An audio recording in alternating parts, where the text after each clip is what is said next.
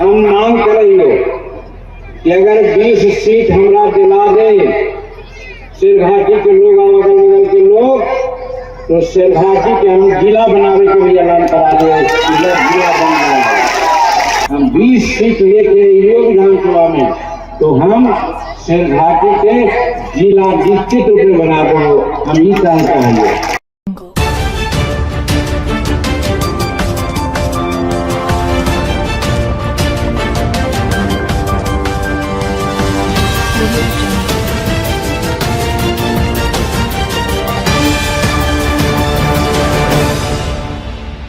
इसी साल बिहार में विधानसभा चुनाव होने हैं। इससे पहले बिहार के तमाम गठबंधन, तमाम राजनीतिक पार्टियां जो है वो अपनी अपनी तैयारियों में जुट गई है। चुनावी वादे किए जा रहे हैं, लेकिन विधानसभा चुनाव से पहले बिहार में जितने भी अलायंस है, चाहे वो महागठबंधन हो या एनडीए हो, जितने भी पार्टियां हैं वो अपने फायदे के हिसाब से तैयारी में जुट गई है। हालांकि दोनों गठबंधनों में अभी सीट बंटवारे को लेकर कोई चर्चा नहीं हो रही है, सीट बंटवारे को लेकर कोई बात नहीं हो रही है।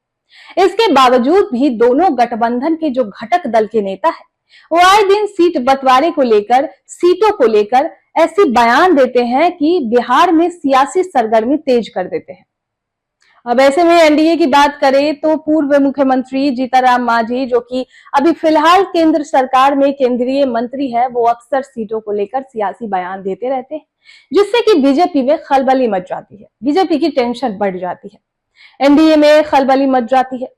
कुछ दिन पहले ही उन्होंने बयान दिया था कि वो बिहार में 40 सीटों पर लड़ेंगे, उनको 40 सीट चाहिए।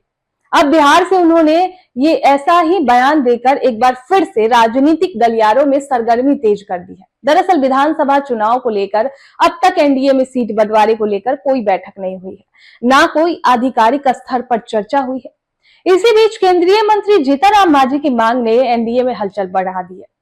केंद्रीय मंत्री और हिंदुस्तानी अवाम मोर्चा के संरक्षक जीतनराम मांझी ने गया के शेरघाटी में एक बयान देकर एनडीए के बीच टेंशन बढ़ा दी है।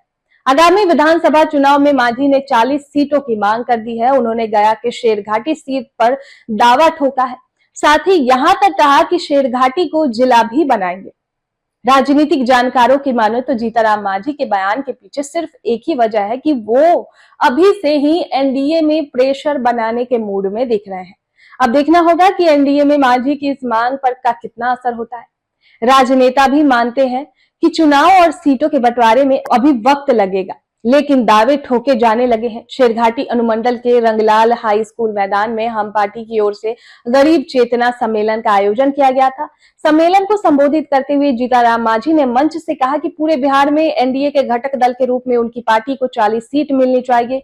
उन्होंने लोगों से कहा कि यदि मुझे इनमें से 20 सीट भी हमारी पार्टी को जितवाइएगा तो बिहार का अगला सीएम हमारी ही पार्टी का होगा। जीतनराम मांझी ने कहा कि पीएम नरेंद्र मोदी की नजर पर हम है। गरीब चेतना सम्मेलन के दौरान लोगों को संबोधित करते हुए जीतनराम मांझी कुछ वादे भी किए।